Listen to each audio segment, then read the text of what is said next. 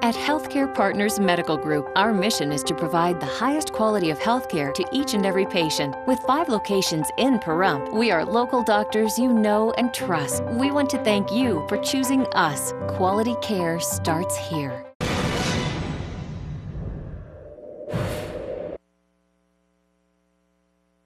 Healthcare Partners and Humana. News 46 is also brought to you by Affiliated Chiropractic and Affiliated Physical Therapy. Come in for your free consultation. Call 775-727-8900. Our goal is to create the individual treatment plan that will restore your health and end pain. And brought to you by Barry Levinson and Associates, Pahrump's Bankruptcy Center. When it comes to important matters like bankruptcy, call an experienced, compassionate attorney. Call the Bankruptcy Center of Pahrump. Call 775-727-4747. And brought to you by Tire Works Total Car Care. Not your typical tire and service company. Guaranteed lowest prices on tires. Your one-stop shop for all automotive needs. Call 775-751-6100 or 702-365-TIRE.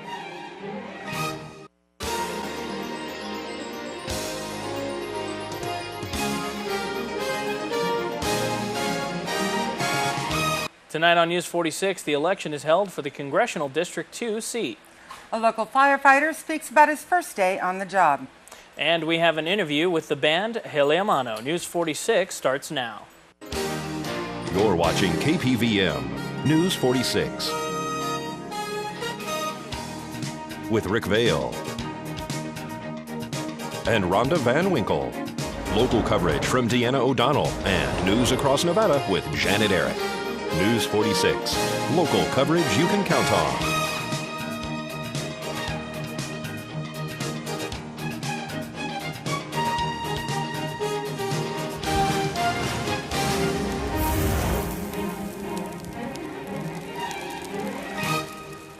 Good evening. It's Tuesday, September 13th, 2011. I'm Rick Vale. And I'm Robin Christine for News 46. Topping our news tonight, Nevada Highway Patrol has issued a press release regarding a vehicle rollover that resulted in a fatality. That's right. Preliminary investigation reveals that on Sunday, September 11th at approximately 3:55 a.m., a white Ford Econoline van was traveling southbound on US 93 near mile marker 83 in Clark County on the number 1 travel lane. For reasons unknown, the van crossed the highway center line and traveled off the east road edge and ultimately rolled over. The driver was wearing a seatbelt at the time of the collision, but was pronounced dead on the scene at 7:40 a.m. by Clark County coroner investigator Kristen Peters. The name of the driver will not be released until next of kin are notified. And a report was released today concerning the mold conditions within the Bob Roode Community Center. The town had Converse Consulting perform another air sampling within the building. Converse Consulting is preparing the final report, which will detail what the findings were. The report is expected to be out by Thursday afternoon. The findings were reported via a phone conversation with Town Board Manager Bill Kohbarger. The results are as follows. The mold level in room A is very high, and the main room is low. On tomorrow night's newscast, we'll speak to our town manager about the results and the future of the community center. And folks, effective May 3rd, 2011, Nevada's U.S. Senator John Ensign resigned amid an investigation of an ethics violation regarding an admitted affair with the wife of his political aide, Cynthia Hampton. The disclosure of these events led to investigations by FBI, the Federal Election Commission, and the Senate. The Senate panel referred the case to the Department of Justice. Nevada Governor Brian Sandoval then appointed Dean Heller to a 1.5-year unexpected term to fill the vacancy. At the time, Dean Heller was the elected representative for Nevada's Congressional District 2 seat, and that office became vacant as a result. The purpose of today's special election is to fill that vacancy, and this office was the only item on the ballot. Well, as you know, the Congressional District 2 special election is being held today. We are here at the Pahrump Nugget. The 4 candidates on the ballot: Republican Mark Amade, American Independent Party Timothy Fasano, Helmuth Lehman from the Independent Party, and Kate Marshall from the Democratic Party. We're going to speak to Nye County Clerk Sandra Merlino. That's correct. Special election for Congressional District 2. So we're having it here because the Bob Roode Community Center is closed? Yes, and Manse Elementary as well. So we thought it might be a smaller election, so we thought we'd just go ahead and combine the polling places, and it's been great. We've been steady all day, but we haven't had any lines, so it hasn't been too busy, but steady. Tell me about the preparation for this election. Well, it's the same preparation for any election. All the machines have to be tested and prepped. We have to have the same amount of workers. They have to go through the same process for every election. We have a lot of people helping out and volunteering to get people familiar with the machines and get them over there and processing those votes. That's correct. We train all of the workers to help in every aspect of the election. And so the candidates themselves. You know, I don't have a lot to say about that. I usually try to remain impartial on that. There's only 4 candidates on the ballot, and hopefully everybody has done their homework and they're a little familiar with who to vote for. And that's the only thing that's on the ballot today? That's correct. And when will we get the results? Tonight, early, hopefully. The only problem we have is there's road construction tonight, so those the sheriff's office transports the ballots or the results cartridges, so that might take a little longer tonight if they get caught in road construction. One of the candidates, Kate Marshall, is our treasurer right now. What happens in the case if she actually does win this? They would have to appoint for her position. The governor would make that appointment. All right. And then when are the polls closing today? 7 o'clock. Mm-hmm. And we should get the results shortly after. We will have some preliminary results, won't we? No, this is a statewide federal race, and they do not allow us to allow the results out until most of the counties have their results in. So you won't get anything preliminary. And Congressional District 2 represents where? You know, most of Nevada, other than portions of Clark County. But I believe it's all of Washoe, it's all of Nye, it's all of most smaller counties. Well, the power was out temporarily in Amargosa and Beatty just for an hour. The polls here at the Prump Nugget are battery operated, so it didn't affect them at all. And of course, we'll keep you updated on the election results for this Congressional District 2 seat special election. This is Deanne O'Donnell at the Prump Nugget for News 46. And folks, we'll have much more local news coming up right after this break. Please keep it here.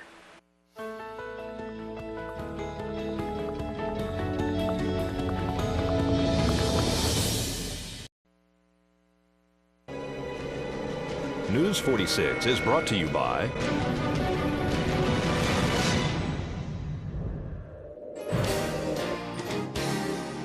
Southwest Medical Associates. Their healthcare center is now open in your neighborhood. Southwest Medical Associates. Now that's powerful medicine.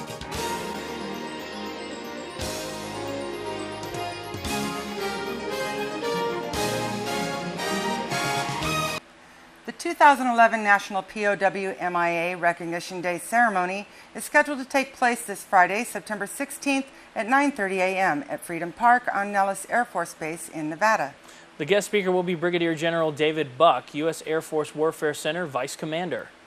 The purpose of this day is to honor prisoners of war and military personnel who are missing in action. This day is traditionally observed on the third Friday in September and is one of 6 days that Congress has mandated the flying of the National League of Families POW-MIA flag. The other days are Armed Forces Day, Memorial Day, Flag Day, Independence Day, and Veterans Day. And Pahrump Valley Fire and Rescue's newest firefighter, Tim Gunderson, spoke to us about his first day on the job, Sunday, September 11th. Here at Pahrump Valley Fire and Rescue, a firefighter actually started his first day on the job here on Sunday, September 11th, 2011. We're going to speak to Tim Gunderson. Well, it's quite an honor to be able to start on September 11th, and definitely a day I'll never forget for my first day of a career. What's your feelings and thoughts over the firefighters whose lives were lost and are continuing to be lost, actually, due to illnesses from the September 11th attacks?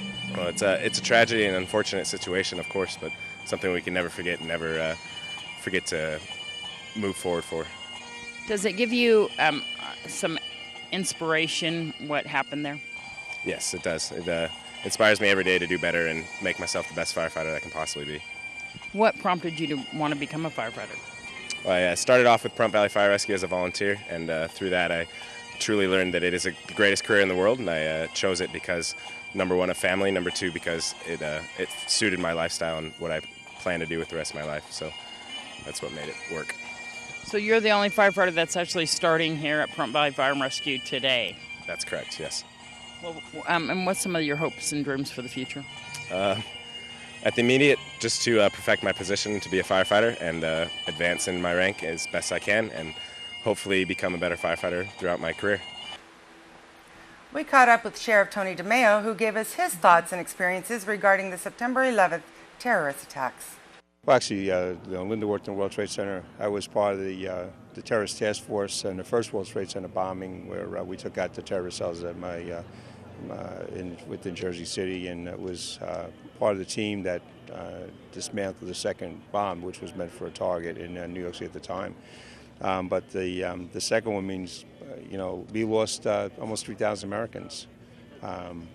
The parts of the nation that back there woke up in peace, and the whole entire country on our sunset was at war with an enemy that doesn't have a country, that has ideology, and that's kind of tough to beat.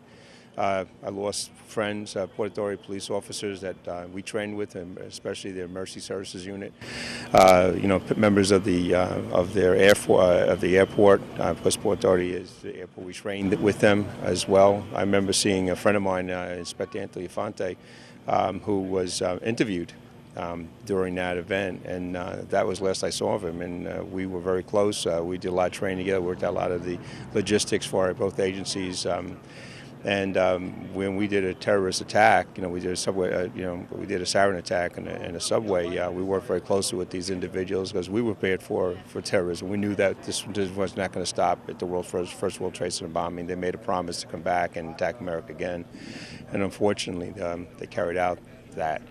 But I just want to say that, I know we lost friends, and we lost firefighters and emergency responders and victims. But I just want to pay special tribute to those of Flight 93.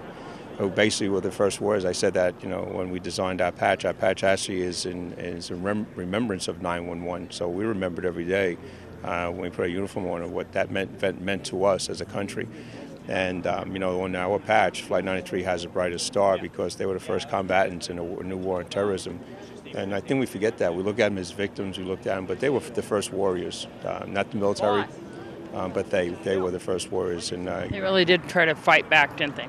They did. They knew, they knew the odds were against them, but they felt that they weren't going to let the terrorists complete. They knew that they had completed other terrorist targets, and they were aware that. My understanding was they weren't going to let these terrorists take out another American target, and so they did themselves. They were the first warriors, and we have to give homage to the men and women, because since this event has occurred, we lost thousands of our military.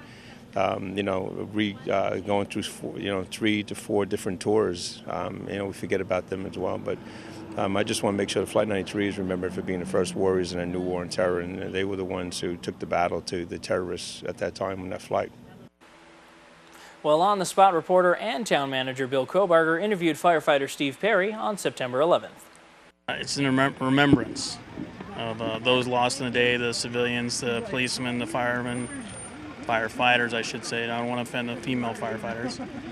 But it was a sad event that happened, but it's something that maybe also can bring us all together. It's quite an emotional day. I know you guys been at several ceremonies. The first one started off early this morning at the fire department, correct? Correct. And you did 2 ceremonies for each time a plane hit? No, it was for the times when both buildings collapsed. When both buildings collapsed. I know that was a rough time, and I know we've got some equipment. We got a piece of equipment that actually served there.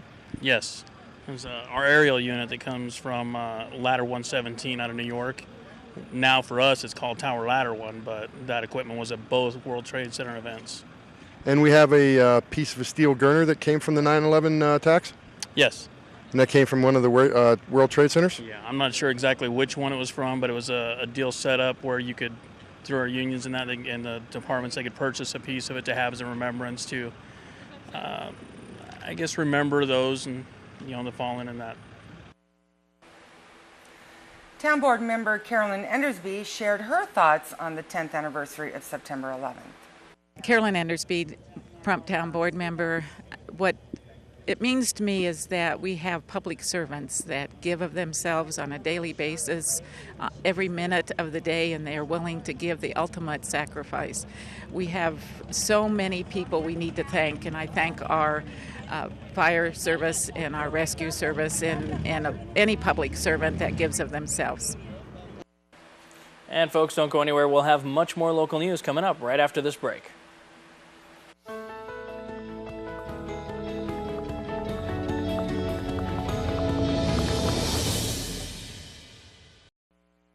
Welcome back to News 46. Residents in the southern parts of Nevada and California will see increased military aircraft activity as the Air Force flies Green Flag West 1110. This began September 9th, and missions will take place at the National Training Center at Fort Irwin, California, and will conclude September 23rd. The exercise will be conducted from 1 p.m. to 10:40 p.m. the first week and 7:30 a.m. to 5:30 p.m. the second week. The exercise flight plan includes areas within Las Vegas Valley to and from Nellis Air Force Base, the National Training Center near Mount Charleston, and north of Pahrump in Nevada. Other areas include the Mojave Desert near Fort Irwin in both Inyo and San Bernardino counties in California. Conducted by the 549th Combat Training Squadron at Nellis and the 12th Combat Training Squadron at Fort Irwin, Green Flag West provides a realistic, close air support training environment for airmen and soldiers preparing to deploy in support of combat operations in Southwest Asia. On the Nye County Commissioner's agenda, Nevada Energy held a presentation regarding a proposed transmission line.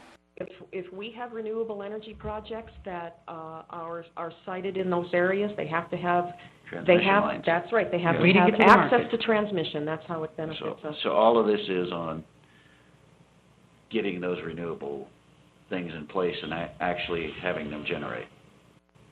So again, I want to say, just for the record, so that I understand, 100% of this will be used by renewable energy projects unless they're not producing, and then there's open access transmission for... Yes, the line is fully subscribed, or the capacity is all designated with a wide variety of renewable energy only projects. Okay, that's what I wanted to hear. For the question, all in favor? Aye. Aye. Opposed? Aye. I think it's premature. That's the only reason I'm Passes. voting against it. Passes 4-1. This was an action item which passed 4-1. And folks, we introduce you to the band Heleamano, which performed at Thread's Backyard Barbecue #3. Hi, my name is Israel Wa'ahila. I'm from Kailua Kona, Hawaii. Ted Beavers, guitar and vocals. My name is Ryan Fleming from Oahu, Hawaii. A little bit about your band. We're a band called Haleamano from Las Vegas, Nevada. We've been together for about a good 3 years now. We're a very busy band, that's all I can say. And we toured a lot in the past year, ever since we released our CD last June. So right now we're just busy with contract gigs at the Rum Bar, at the Mirage, and Green Valley Ranch. I saw your ukulele out there. Yeah, that ukulele is actually a funny story. I was supposed to get a bigger ukulele, but it turned out that it was cheaper, and my stepdad bought the wrong one. So now I had this small ukulele, and I have such a large body, I want to say. And it doesn't make me look any better, but I get to play with it. The crowd gets to enjoy me just making fun of myself and being like, yeah, this is real, not a toy. You know what I mean? So I've been playing the ukulele for like 10, 12 years, and it's been a great opportunity to play with the band. He found me playing the ukulele. He's like, be my ukulele player. I was like, all right. And you're the singer? Yes, I'm a singer. We're all singers, pretty much. So, yeah, we do different versatile styles of different types of music in our reggae. We have R&B, we got rock, we got a little bit of dancehall, and we got, what else we got? You got all fusion. It's a little bit everything, And our music, we like to reach out to different crowds. Oh, ska is the main one, another one that we got. And you got Ted right here who plays guitar. Tell me a little bit about yourself. I actually grew up playing heavy metal. I played stuff like Korn and Slipknot, music like that. But growing up around like the West Coast, you always listen to both. You listen to a lot of hardcore and a lot of reggae. So I knew I liked it, and I found these guys, and I thought they were really good singers and good musicians, and I actually kind of begged them to be in the band. You have a really good versatility to your band, a lot of different instruments, and you also play, like you said, a lot of different types of music. How can people get your music? And they can also come see you in Vegas, can't they? Yeah, they can definitely come see us. Like I said, we play at the Mirage, at the Rum Bar, and Green Valley Ranch. So you can on Saturdays. You can find our music on iTunes, Amazon.com, or you can go to hollyalmano.com and buy our CD off there. Or the best way is just to come out to see us at a show and buy a CD straight from and directly from us.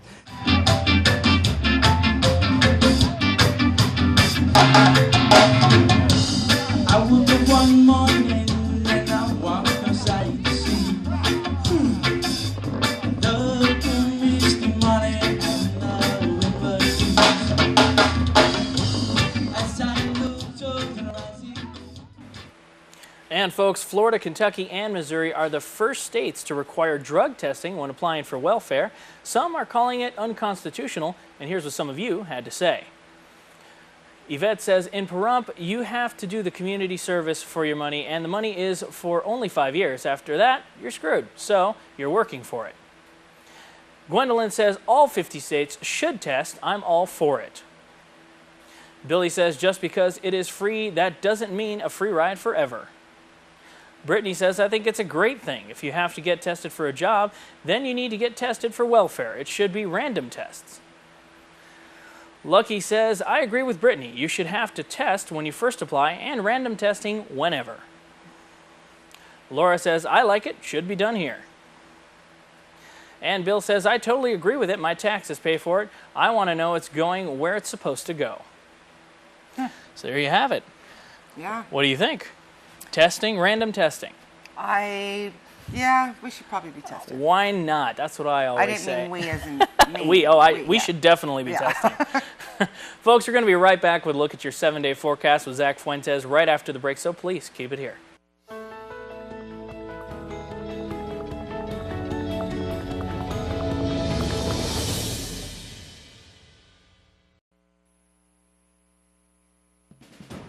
News 46 Weather is brought to you by Healthcare Partners Medical Group, with 5 locations in Pahrump. Local doctors and professional staff providing total care from infancy to seniors. News 46 Weather is also brought to you by your local dairy farmers.